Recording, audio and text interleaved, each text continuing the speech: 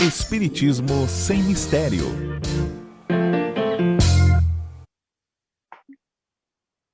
Olá, pessoal! Estamos iniciando o programa Espiritismo Sem Mistério, estudando o Livro dos Espíritos. Que bom, né? Mais uma semana, mais um programa, sempre falando um pouco a respeito das questões dos espíritos. Hoje com um programa muito especial, porque estaremos abordando as questões dos anjos guardiães, dos espíritos protetores, familiares. Então tem todo um tema muito interessante para a gente dar início. Eu sou Solange Godoy, para quem não me conhece, junto com o André Luiz Ruiz. Como vai, André? Olá, Solange, eu sou o André Luiz Ruiz, que estava entrando no áudio aqui antes da Solange, mas eu fico muito feliz de podermos estar reunidos mais uma vez falando sobre a doutrina espírita. É com muita alegria que a gente procura abordar essas temáticas que são fundamentais para a nossa melhoria. E como a Solange já disse, nós temos hoje um assunto muito bacana, como ela gosta de falar, é muito bacana.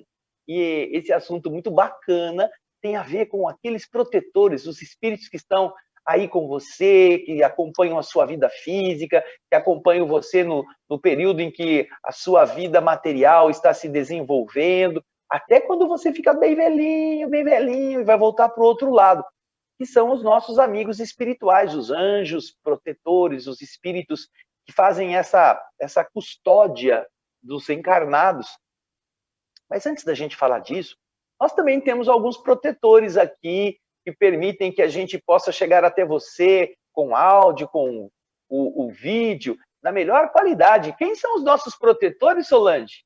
É isso mesmo, André, bem lembrado, são os nossos queridos Rogério Palma, Regina Prata, o Jefferson Carvalho, todos esses queridos fazem com que você receba o áudio, o vídeo com muita qualidade. É muito bom ter essa equipe aqui na TV Mundo Maior.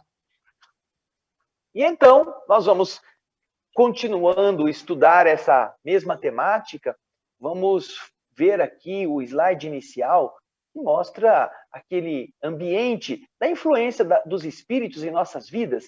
Você vê aí a intervenção dos espíritos no mundo corpóreo. São bons espíritos que atuam na direção daqueles que estão solicitando com carinho, com devotamento, com sinceridade a sua ajuda. Não precisa ser um encarnado perfeito, um encarnado que nunca erra. Não, não, não. Qualquer um que esteja voltando-se para Deus com sinceridade, com arrependimento, recebe essa resposta luminosa que você vê aí no centro da imagem. Enquanto que aqueles que se comprazem nos seus vícios, aqueles que gostam de fazer coisas erradas, coisas feias, aqueles que têm inclinação para as coisas que não são as mais nobres, eles vão ter companhias semelhantes. São estes dois outros quadros que você vê ao lado do central, o da direita e o da esquerda.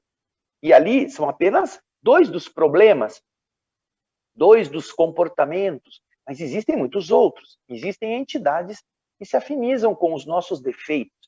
Então, eles também intervêm, como espíritos que são, no mundo corpóreo, através da intuição, através de insinuações, através de provocações. Todos eles também podem se fazer sentir quando o encarnado não está, vamos colocar assim, atento, quando ele acha que é ele mesmo que está fazendo tudo, quando ele é o dono do seu nariz, às vezes ele está sendo conduzido de forma até solerte. Você se lembra que lá, não faz muito tempo, não, na pergunta 469 do Livro dos Espíritos, nós vimos que os espíritos respondem à pergunta de Kardec se os espíritos atuam sobre nós, se eles interferem em nossas condutas. E 459 do Livro dos Espíritos. Veja só, os espíritos influem sobre os nossos pensamentos e as nossas ações, e os espíritos respondem. A esse respeito, a sua influência é maior do que você acredita, porque frequentemente são eles que vos dirigem. Olha só, os espíritos nos dirigem. Os bons, na direção correta. Os maus, nos atalhos da vida, nas armadilhas. E aí, com essas duas imagens, nós queremos que essas 3 imagens, aliás, queremos que você se recorde que é você, sou eu, somos nós encarnados que nos sintonizamos com um tipo ou outro. E aí, Solange, já falei bastante. E hoje nós vamos entrar então num capítulo novo. Vou pedir para o Rogério colocar para a gente, então, já o segundo slide, porque hoje estaremos falando, como está aí no slide, vocês vão ver, slide 2, estaremos falando sobre os anjos guardiães, os espíritos protetores, familiares ou simpáticos. E Kardec já faz a sua primeira pergunta, que é essa aqui, olha. Há espíritos que se ligam a um indivíduo em particular para o proteger? Nós vimos nas perguntas do programa anterior sobre a predileção de um espírito para atuar sobre alguém. Os espíritos se afeiçoam de preferência por certas pessoas. Você vê que a pergunta é uma pergunta genérica, é a 484, que fizemos no programa passado. Eles se afeiçoam por alguém, assim, tem preferência de estar mais com um tipo de pessoa do que com outro? E a gente viu que, sim, existe isso. Porém, agora a Kardec quer saber especificamente, não é mais genericamente. Existem espíritos que se ligam a um indivíduo com a função de protegê-lo? Aí já é diferente, hein? Se o cara está ligado a um indivíduo, ele tem a função de proteger, ele está protegendo aquele lá. Ele não vai estar protegendo outro, ele vai estar fazendo outra coisa. Ele estará buscando aquele que está sob sua custódia. Existe isto? É a pergunta 489 do Livro dos Espíritos. Quer comentar alguma coisa da pergunta, Solange? Já vamos para a resposta? Vamos para a resposta. A resposta está no slide 3. E os espíritos respondem a Kardec: sim, o irmão espiritual, a que vocês chamam o bom espírito ou o bom gênio. Ou seja, esses são os espíritos que estão aí para nos proteger. É um espírito particular, ele cuida de nós, não é? Ele nos tutela. Então, ele é chamado de o bom espírito ou o bom gênio. Essa qualificação de bom espírito, que os espíritos amigos nos colocam nessa resposta, tem não apenas uma expressão verbal, que é importante que nós nos recordemos, mas tem uma referência muito clara a um trecho do Livro dos Espíritos que nós já estudamos há muito tempo atrás, que é aquele trecho ligado à escala espírita.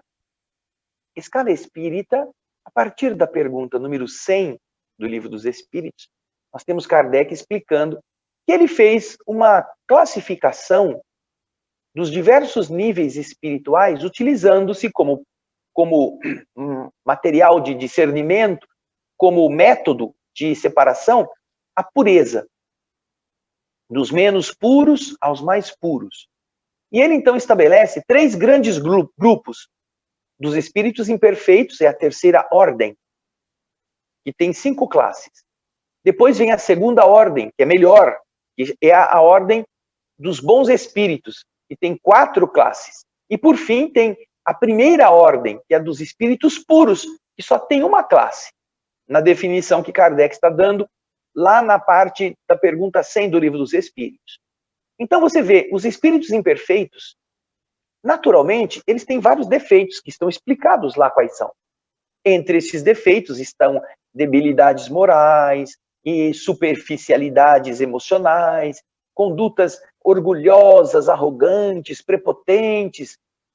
E aquilo que define um espírito da terceira ordem, a imperfeição, a impureza. Agora, você me responda uma coisa.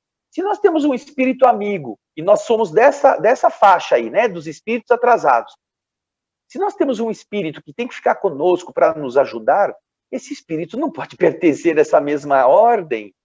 Ele não pode ser espírito imperfeito, porque eu já sou imperfeito por mim mesmo. Se eu tiver um ajudante na minha imperfeição, eu vou muito mais fundo no buraco. Não é assim? Para que eu possa melhorar, um espírito precisa ser melhor do que eu, estar numa classe, numa categoria mais elevada do que eu. Quem é que ensina o analfabeto? Alguém que já foi alfabetizado. Imagina se dois analfabetos, um quer ensinar o outro a ler e escrever. Eles não sabem. Portanto, quando ele diz aqui, aquele que você chama bom espírito, eles estão dizendo exatamente isto também, que os espíritos protetores, esses espíritos amigos que estão com a função de ajudar os protegidos, eles necessariamente precisam ser bons espíritos. Eles precisam estar na segunda ordem, na ordem dos bons espíritos.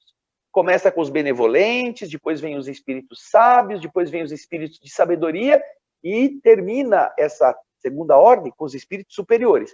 Então aqui nós vemos que os espíritos que estão ligados a uma pessoa, e no caso nosso, nós somos espíritos bastante atrasados, somos espíritos da terceira ordem ainda, naturalmente precisam ser espíritos melhores, precisam ter mais do que nós temos, saber mais e sentir melhor do que nós sentimos. Portanto, eles são chamados o bom espírito. Quem sabe é um benevolente, né? Um espírito que está no começo da segunda ordem, mas já é um espírito que quer fazer o bem. Quer comentar alguma coisa, Solange? Vamos lá. Não, então, eu gostaria só, não sei se você vai até falar sobre isso, André, mas já que você falou na escala espírita, só para a gente esclarecer, porque aqui a gente vê que Kardec vai perguntar, ainda não, naquele mesmo slide, Kardec vai fazer a pergunta 490, slide 3, que se deve entender por anjo guardião, e quando a gente fala sobre essa palavra anjo, não é? E você comentou sobre a escala espírita agora há pouco, nós vamos ver que os anjos, eles estão naquela categoria, na primeira ordem, que seria a ordem dos espíritos puros. Lá estão os anjos, os arcanjos, os serafins, e é isso que eu gostaria de deixar claro, que esse anjo guardião, a que Kardec se refere, não é esse anjo da primeira ordem, espírito puro, lá que está na escala espírita. Esse anjo guardião, agora, os espíritos vão dar a resposta a Kardec. O que nós devemos entender por anjo guardião? Sabe o que acontece, Solange? É que no tempo de Kardec, onde imperava na fé das pessoas a religião católica muito dogmática, e na religião católica se chamava, e ainda se chama, que o nosso protetor é o anjo da guarda, é o anjo que fica, angelo custódio em italiano. Então, eles chamavam assim, porque para os nossos irmãos católicos, essa palavra tem um significado de elevação. Agora, então, na época, Kardec quer submeter aos espíritos essa expressão, não é? Anjo guardião. É muito comum quando a gente vê uma pessoa que perdeu um filho muito pequenininho, uma criança que morreu, alguém geralmente escreve assim, é mais um anjinho que está no céu agora. Quer dizer, ele morreu, é um bebê, ou é uma criança recém-nascida, ou uma criança de 5 anos, 3 anos, ele ainda não é um anjo. Mas todo mundo se referirá pelo fato de ele não ter vivido maldades, de ele não ter tido nenhuma experiência ruim, qualificam-se com mais facilidade, os que morrem em tenra idade, como anjos, como anjinhos, né? Estão lá junto de Deus, agora o céu está feliz porque mais um anjo chegou. Mas é uma expressão humana. Tanto é que essa expressão não está na resposta dos espíritos, está na pergunta que Kardec faz. Quando Kardec está elaborando esta área do conhecimento espiritual, ele quer saber, escuta, a gente ouve muita gente falando de anjo da guarda, anjo da guarda, anjo da guarda, como a Solange bem explicou aqui. A palavra anjo, na classificação que Kardec fez para nós, ela está se vinculando a um espírito puro, que já não tem mais necessidade de reencarnação. Agora nós vamos ver qual é a resposta que os espíritos estão dando para colocar a palavra anjo na sua acepção correta, dentro da visão espírita, não é? E aí, o nosso querido Rogério Palma vai colocar para nós a resposta à pergunta 490. A pergunta está no slide 3. Que se deve entender por anjo guardião? E a resposta vem no slide 4, que a Solange vai ler para nós. Vamos lá, Solange? O espírito protetor de uma ordem elevada. Então, explica isso, Solange. Não, pela resposta, então, dos espíritos, nós já estamos vendo que essa expressão anjo guardião se trata de um espírito protetor que é de uma ordem elevada, ou seja, ele está naquela ordem dos bons espíritos, ele não está naquela ordem dos espíritos puros, entende que nós falamos agora há pouco, mas é um espírito protetor, de ordem elevada, mais elevada do que a nossa, com certeza. Portanto, se nós estamos na terceira ordem dos espíritos imperfeitos, isso também está escrito lá. Você vai ver que tem 5 classes, os espíritos imperfeitos. Você vai ver que tem os espíritos impuros, que é a pior delas. Espero que nós não estejamos mais nessa. Depois vem os espíritos levianos, os espíritos moleques, os espíritos assim maliciosos, que gostam de fazer traquinagens. Às vezes até a gente pode ver, eu tenho um pezinho lá nos espíritos levianos. Depois vem os espíritos pseudo-sábios. Eles sabem tudo, eles acreditam que são os donos da razão, eles são donos da verdade, só o que eles falam é real, e é um monte de baboseira que eles mesmos não percebem. Mas depois deles, nós temos os espíritos neutros. Olha só, quem são os espíritos neutros? Os espíritos que não são nem muito bons para só fazerem o bem, nem muito maus para só fazerem o mal, inclinando-se tanto para um quanto para o outro, segundo as suas conveniências. E correspondem à média, correspondem ao comportamento, ao número dos espíritos vulgares que existem na humanidade. A maior parte, a vulgaridade da humanidade é composta de espíritos neutros. A maior parte. Está lá. Essa expressão que eles usam é muito importante que você esteja percebendo. Os espíritos neutros, veja só, eles não se elevam nem pelo moral, nem pelo bem. Eles estão inclinados. E eles não se elevam acima da condição vulgar da humanidade. Eles estão na condição vulgar, condição comum da humanidade, a condição vulgar é desta. De dia faz o bem, quando tem alguém olhando, de noite vai lá e faz o mal, porque está podendo fazer sem ninguém ver. Portanto, nós, como espíritos dessa categoria e de outras, da terceira ordem, nós só poderíamos estar sendo ajudados por um espírito melhor do que nós. E esta ordem melhor do que nós, a dos bons espíritos, os homens do passado chamavam de anjos da guarda. Mas, na verdade, não são os espíritos angelicais.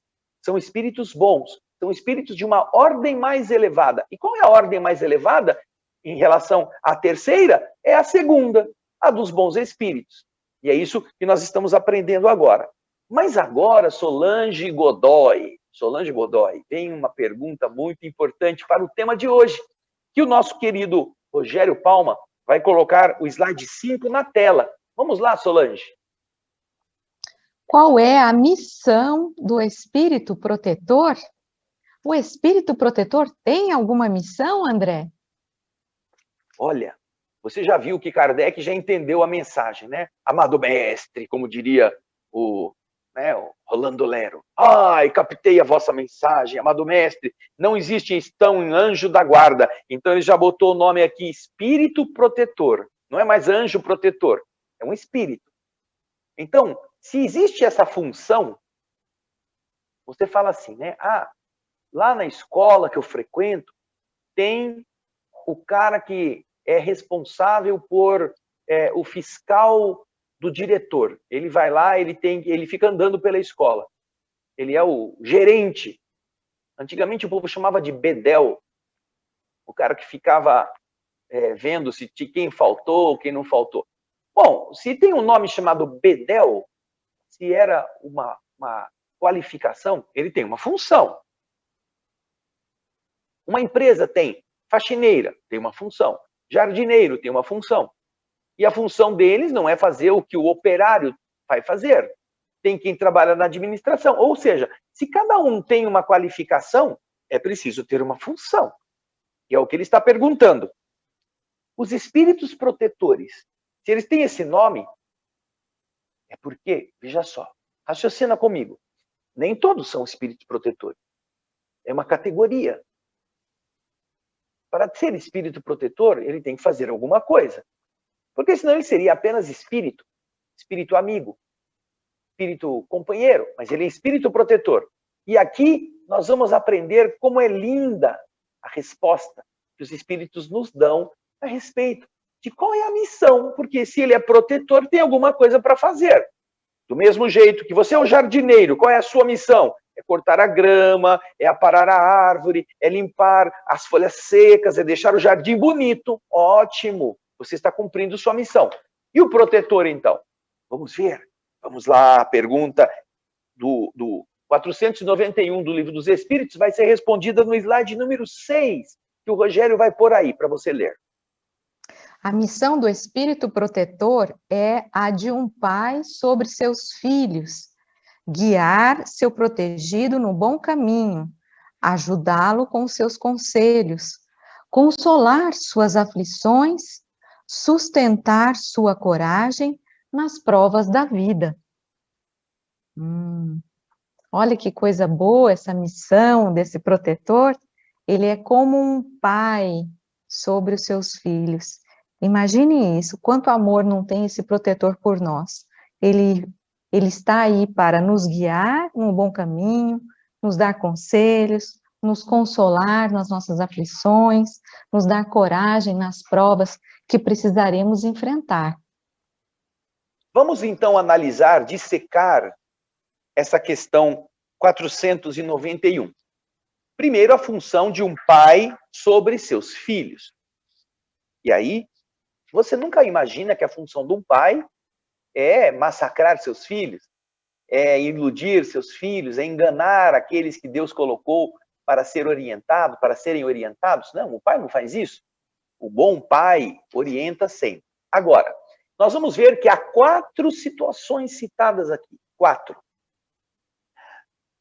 A primeira delas é que o bom espírito, o espírito protetor, ele guia o seu protegido no bom caminho. Bom caminho. Qual o caminho bom para o protegido? Então, ele guia. Então, ele não vai guiar o protegido para fazer coisas erradas, não vai guiar para fazer coisas violentas, não vai guiar para colocar em risco o corpo físico que ele precisará para viver e aprender. Não. O bom espírito não vai guiar para esses rumos. Vai guiar sempre no bom caminho, tanto físico quanto moral. Então, essa é a primeira função. A função de um pai é guiar o filho no bom caminho. Depois vem o quê? Um caminho, você vai dizer assim, mas como é que eu vou saber que caminho é o bom? Você vai andando e de repente tem uma bifurcação no caminho. Tem uma outra estrada que cruza. Você fala, e se eu virar aqui? E se eu for para a direita? Ou se eu for para a esquerda? O que será que eu devo fazer?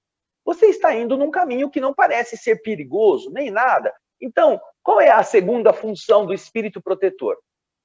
Primeiro, guiar no bom caminho. Depois, quando surgem nos caminhos de nossas escolhas, surgem variantes, o que ele deve fazer, o bom espírito? Ele nos aconselha, nos ajuda com seus conselhos. Você vai chegar ali e falar, o que eu faço agora? Eu vou por esse caminho mais florido, vou por esse caminho pedregoso? O bom espírito pode nos ajudar a meditar, a pensar sobre como a gente deve escolher. Ele nos dá conselhos. Ele pode dizer assim, olha, você está vendo que neste caminho da esquerda, olha, você está vendo quanta teia de aranha, quanta coisa, quanto buraco, quanto entulho. Você está vendo que por aí não passou ninguém faz tempo. Está aconselhando. Você não acha que não está passando gente nesse caminho, porque lá na frente o rio levou a ponte, você não vai ter como cruzar o rio? Por isso que ninguém passa aqui. E você está olhando assim e fala, nossa, olha só, meu Deus, quanto entulho que está aqui, parece que ninguém cuida deste caminho. Apesar de ser um caminho, pode ser que ninguém mais queira andar por ele, está abandonado. Ou seja, o espírito protetor, ele vai ajudar o protegido com seus conselhos. Mesmo que o cara seja cabeçudo, fala, não, eu vou por esse caminho aqui, que eu tenho certeza que eu vou conseguir chegar mais depressa. Ele deixa. mas ele está aconselhando. Terceira função do espírito protetor. Eu resolvi por esse caminho que eu quero desbravar, eu gosto de aventura, eu vou chegar lá no meu destino por ele, é decisão da minha cabeça. O espírito protetor vai junto, tá bom, cabeçudo, eu vou com você. Aí o que acontece?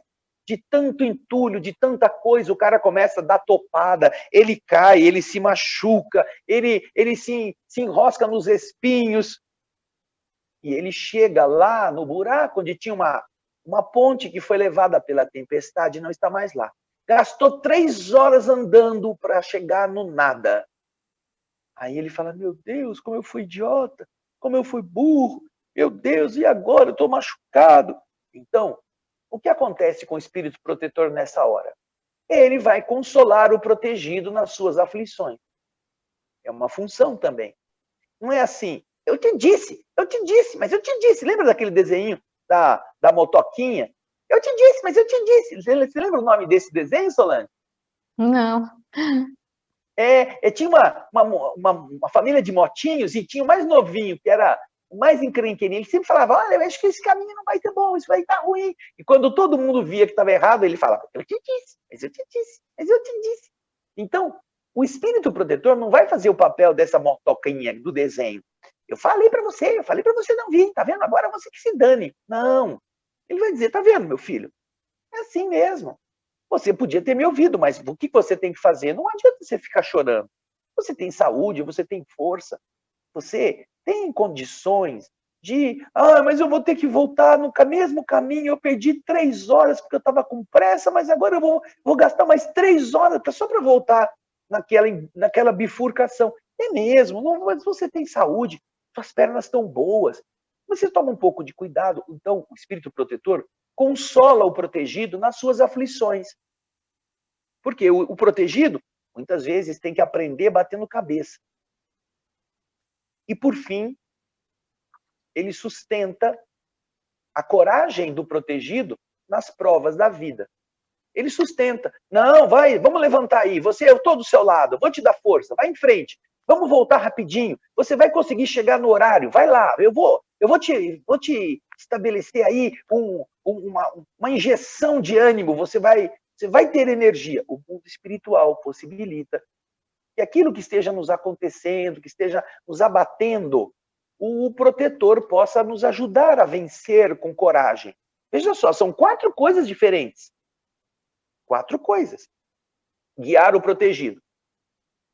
O protegido não escuta. Aconselhá-lo na hora de decidir. Ele decide pela cabeça dele. Aí ele vai sofrer pela decisão. Então ele vai consolar o cara por ter feito as bobagens. Não faça mais isso, mas você vai vencer. E por fim vai dar força para o cara sair da dificuldade que o cara se meteu. Não faça isso, mas você vai vencer. Eu estou te apoiando. Olha, que coisa legal. Então, essa é a função de um pai. O pai sabe da inexperiência do seu filho. E ele vai tentar ajudar, trocando experiências. Mas se o filho não quer, o pai consola depois que o filho se machuca.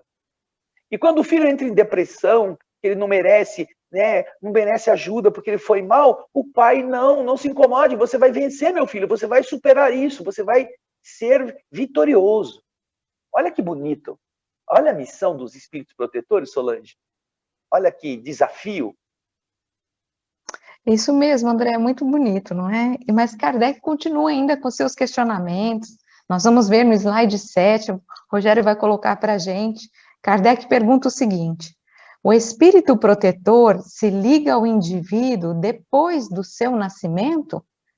Olha só o que Kardec quer saber. Será que o espírito protetor, o nosso amigo espiritual, ele vai se ligar a nós logo após o nosso nascimento?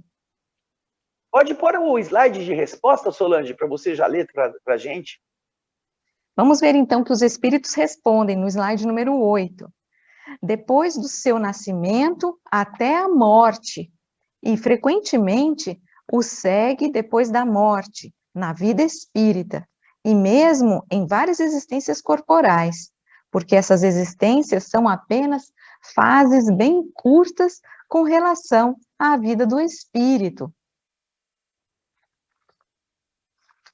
Olha que interessante. Por isso, eu costumo dizer que o espírito protetor, ele está ligado ao protegido, geralmente, antes até da encarnação. Porque se ele segue o protegido em diversas vidas, naturalmente que ele vai querer que o protegido continue vencendo etapas até que aquela carga de conhecimentos tenha sido assimilado. Então, muitos de nós já nascemos com aquele espírito protetor que já cuidou da gente em vidas passadas e que continuará cuidando da gente depois desta, para que ele não perca o esforço que ele já empenhou, tudo aquilo que o encarnado já conquistou, ele se torna um pupilo. É como um professor que quer pegar o aluno analfabeto e entregar um aluno filósofo. Ele vai acompanhando a cada etapa. Vamos agora fazer tal coisa, vamos melhorar. Então, na próxima encarnação, a gente resolve esses problemas. Veja só que interessante. E isso nos dá essa ideia dessa grandeza, dessa generosidade de espíritos que nos amam até mesmo entre vidas que se sucedem e eles continuam conosco. Bonito isso, não é, Solange? É muito bonito, André, saber que a gente tem esse espírito companheiro constantemente nos intuindo, nos ajudando, nos aconselhando, todos aqueles itens que você falou na pergunta anterior. E lembrar que ele está conosco, desde o nosso nascimento até a nossa morte. Então, nós vamos ter sempre esse tutor amigo ao nosso lado. Por mais que a gente se sinta sozinho, em algumas dificuldades, em alguns momentos da vida, a gente precisa sempre elevar a nossa prece, o nosso pensamento, porque esse tutor, esse amigo, vai estar ali do nosso lado, nos auxiliando. E Kardec continua ainda com os questionamentos. Vamos para o próximo slide, que é o slide número 9, o Rogério vai colocar para a gente. A pergunta é a seguinte: a missão do espírito protetor, ela é voluntária ou obrigatória?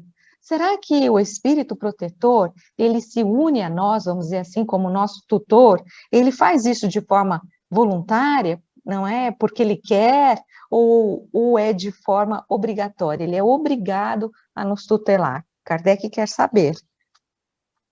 Olha só, vou fazer aqui uma provocação. Você imagina que aquela sogra que você odeia vai ser obrigada a ser seu espírito protetor? Imagina isso! Já pensou? Ou você vai ter que ser protetor daquele seu cunhado safado, preguiçoso, oportunista? Será que você vai ser obrigado? Você vai falar, eu prefiro não ser espírito protetor, mas eu não quero ser esse cara que fica protegendo aquele folgado. Então, a gente vai imaginar que um espírito possa ser obrigado a fazer tal coisa, ou para ele ser protetor, ele tem que gostar do protegido. Olha só, vamos ver na resposta do slide 10, da pergunta 493. Vamos lá, Solange. O espírito protetor é obrigado a velar sobre o protegido porque aceitou esta tarefa, mas pode escolher os seres que lhe são simpáticos. Para alguns é um prazer, para outros, uma missão ou um dever. Naturalmente, então, a gente vê que essa história se dá com base na simpatia. Um espírito, para ser protetor, ele precisa ter simpatia em relação ao protegido.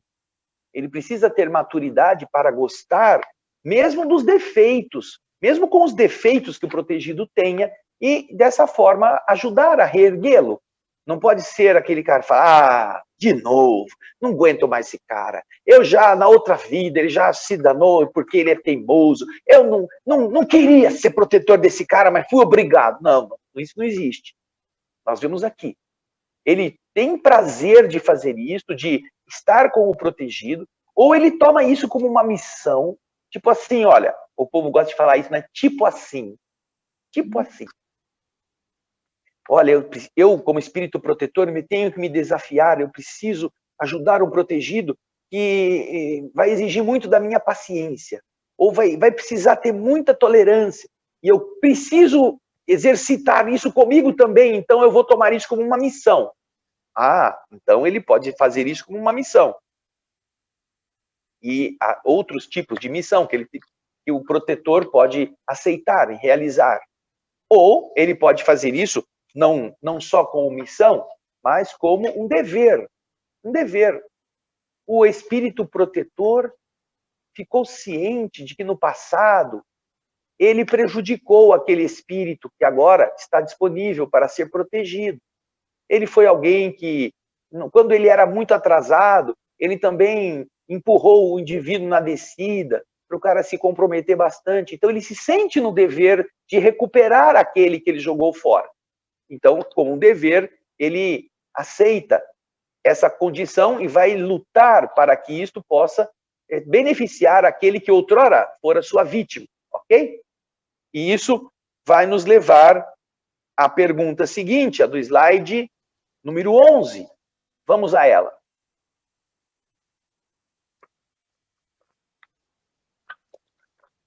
Ligando-se a uma pessoa, o espírito renuncia a proteger outros indivíduos? Olha só, Fala aí. se o nosso espírito protetor ele está ligado a nós, ele também, se ele é ligado a nós, ele renuncia, então, que ele possa proteger outras pessoas. O que vocês acham a respeito disso? Olha que interessante. Imagina que você tenha como protetor uma pessoa que numa vida foi sua mãe, seu pai, um parente próximo, e que agora tem condições de ser um espírito protetor, e ele tomou você. Só que você foi filho dele e teve mais os 3 irmãos que também foram filhos naquela encarnação.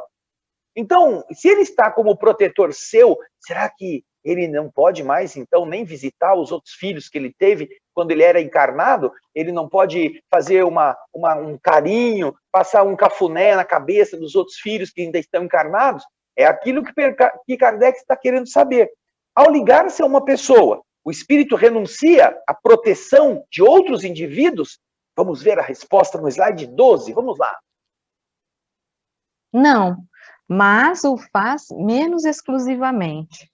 Ou seja, é lógico, ele é um bom espírito, ele está naquela ordem dos bons espíritos. Se ele tem o seu protegido, ele tem a responsabilidade para com o seu tutelado, mas também ele não deixa de ajudar outras pessoas, apesar de que a exclusividade, o seu foco principal é cuidar, é guiar o seu tutelado. Mas é lógico, se algum outro encarnado necessitar, com certeza ele também o auxiliará. Existe um ditado, Solange, que disse assim: quem muito abarca, pouco aperta. Não é? Quem muito abarca, pouco aperta. Então, se o cara quer ser protetor de 15, ele vai ter 15 desprotegido, porque a hora que um vai pular de paraquedas, ele está com o outro que tá fazendo o raft na cachoeira, e o outro que está subindo no morro sem proteção, fazendo escalada. Como é que ele vai tratar de proteger todo esse povo? Então, naturalmente, ele pode dar uma olhadinha, pode ir lá ver, fazer carinho, mas ele não pode descuidar daquele que está sob sua tutela direta. Agora, depois disso, nós vamos a uma pergunta 494, que é muito interessante. Vai lá, no mesmo slide da resposta, que é o slide 12, nós temos a pergunta 494 que o Rogério põe aí para a gente. O espírito protetor está fatalmente ligado ao ser confiado à sua guarda? Ele tem que ficar lá o resto da vida. Ele está fatalmente ligado, ele não pode se afastar. Ai, meu Deus, e agora? O que eu vou fazer? Eu tenho que ficar aqui até esse cara que vai morrer com 93 anos, eu vou ter que ficar preso nessa âncora, né? nesse peso morto. Então, ele está fatalmente ligado ali? É a pergunta. Vamos ver a resposta no slide 13. Ocorre frequentemente que certos espíritos deixam sua posição para executar diversas missões, mas então são substituídos. Ou seja, nós vimos lá atrás, não é? Que o espírito, depois que ele aceita a missão de ser o protetor daquele encarnado, ele tem o dever de velar por ele. Isso já é algo certo. Agora, o que pode acontecer e ocorre frequentemente é que alguns espíritos precisam, às vezes, deixar essa posição de protetor para executar outras missões. Mas aí, nesse caso, se ele precisa se afastar, então ele providencia uma substituição. É o que está dizendo a resposta dos espíritos. E, aproveitando, André, quer comentar alguma coisa? Não, eu quero que você comente isso que você pesquisou aí. Então, eu trouxe para vocês esse livro aqui, dá para vocês darem uma olhada, ele se chama Chico de Francisco, ele é do Adelino da Silveira, e aqui tem uma passagem interessante na vida do Chico, em que Adelino diz que Chico conta a ele que na ocasião da Segunda Guerra Mundial, para a gente exemplificar isso tudo, na Segunda Guerra Mundial, a França ainda não havia sido invadida pela Alemanha. Mas então, o espírito Estevão, aquele espírito elevado, esse chamado Estevão, se vocês quiserem conhecer mais sobre o Estevão, ele está citado, ele é personagem daquele livro Paulo e Estevão, um livro belíssimo, e nós sabemos que Estevão era um espírito mais evoluído. Então, Estevão faz uma solicitação a Emmanuel. Todos nós sabemos que Emmanuel é o tutor, foi o tutor de Chico Xavier quando encarnado. Mas Estevão, então, solicita a Emmanuel que ele possa cuidar de alguns encarnados, que são encarnados muito queridos de Estevão, mas que moram na Grécia, naquele período da Segunda Guerra. E Emmanuel aceita essa solicitação e se dirige então àquele país, a Grécia. E ele permanece na Grécia por 2 anos, cuidando desses encarnados, tutelando, intuindo, auxiliando, por 2 anos. Mas, e é isso que Chico conta, nesse período que Emmanuel se afasta, Emmanuel deixa um substituto, vamos dizer assim, que é o espírito chamado Natanael. Natanael ficou, então, com a tutela do Chico durante esse período, por 2 anos. E aqui, nesse trecho do livro, Adelino comenta, puxa vida, quem é esse Natanael que tem essa missão de auxiliar, amparar, de tutelar o Chico? Com certeza deve ser um espírito também bastante evoluído. É isso, André. É um substituto de Emmanuel. Quem será que foi esse Natanael para ter esse escol capaz de substituir o próprio Emmanuel na tarefa do Chico, como orientador dessa tarefa? Mas é o que está dizendo aqui. Às vezes o espírito pode se afastar por um tempo, mas ele, neste caso, é substituído. Mas a gente não pode pensar que os espíritos protetores, eles, a cada 5 minutos, eles dão uma pulada da cerca e vão fazer outras coisas. Não, eles são protetores. Eles só em casos excepcionais é que podem fazer essas alterações, não é? E isso nós vamos continuar vendo nas próximas perguntas do Livro dos Espíritos. Eu deixo aqui meu abraço, minha gratidão por todos vocês estarem conosco, pelos e-mails, pelos comunicados, pelas perguntas que nós vamos utilizar para fazer novos programas. E a Solange vai ficar aí com a incumbência das despedidas. Tchau, gente. É isso mesmo, André. Vamos lembrar que nós vamos dar continuidade a esse tema. Então, pegue seu livro, seu caderno, vem estudar conosco, porque é um tema muito especial e interessante. E fica aí o convite para você conhecer o programa O Espírito da Letra, que é um belíssimo programa com as obras do Espírito André Luiz através da mediunidade de Chico Xavier. Anote aí, O Espírito da Letra está na TV Mundo Maior e também na TV Alvorada Espírita. Eu vou me despedindo, nós nos encontramos no próximo Espiritismo Sem Mistério. Não deixe de curtir, de compartilhar, de espalhar essas notícias boas, espalhar esse estudo do Livro dos Espíritos, porque sempre enriquece a nossa alma. Um grande beijo no coração e até a próxima. Tchau!